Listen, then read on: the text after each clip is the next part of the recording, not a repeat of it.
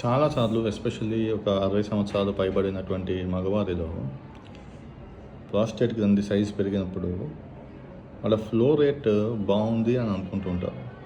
So flow rate బాగుందా లేదా తెలుసుకోవడానికి ఒక చిన్న పరీక్ష యూరోఫ్లోమెట్రీ అనే పరీక్ష చేస్తాం.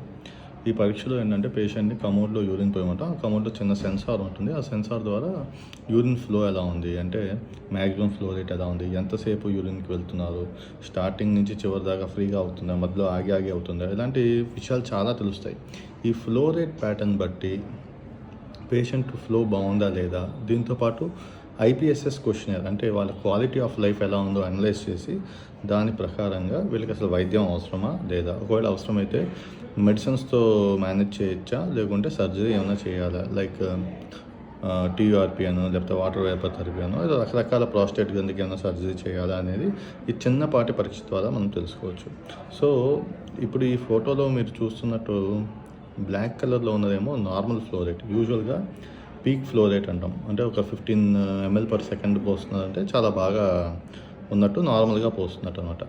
అదే గ్రీన్గా మీరు చూస్తున్నారు చూడండి, ఆ గ్రీన్ కలర్ది ఏంటంటే ప్రాస్టేట్ గ్రంథి సైజ్ పెరిగినప్పుడు ఆ పైకి ఎక్కి దిక్కుంటే కొంచెం స్లోగా పోస్తారు, ఎక్కువ టైం యూరిన్కి వెళ్ళాల్సి వస్తుంది. అదే యూరిన్ అంటే మన మూత్రనాళంలో ఏమైనా అడ్డుపడ్డము, మూత్రనాళం ఇంత వెడల్పుగా ఉండాల్సింది ఇలా మూసుకుపోవడము, దాన్ని స్ట్రిక్చర్ అంటాం. స్ట్రిక్చర్ డిసీజ్ ఉన్నప్పుడు ఏంటంటే ఫ్లో రేట్ బాగా తగ్గిపోయి వీళ్ళకి ఈ బొమ్మలో చూపించినట్టు పర్పుల్ కలర్లో ఫ్లో ప్యాటర్న్ ఉంటుంది.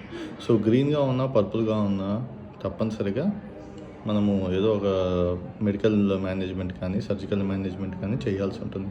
సో 60 years పైబడిన వాళ్ళు ప్రాస్టేట్ గ్రంథి వల్ల ఏమైనా సమస్య ఉంటే ఈ చిన్నపాటి పరీక్ష చేయించుకొని మీ ఫ్లో రేట్ని అసెస్ చేసుకొని దాని ద్వారా మెడికల్ మేనేజ్మెంట్ సర్జికల్ మేనేజ్మెంట్ అనే విషయం తెలుసుకోవచ్చు. నమస్తే.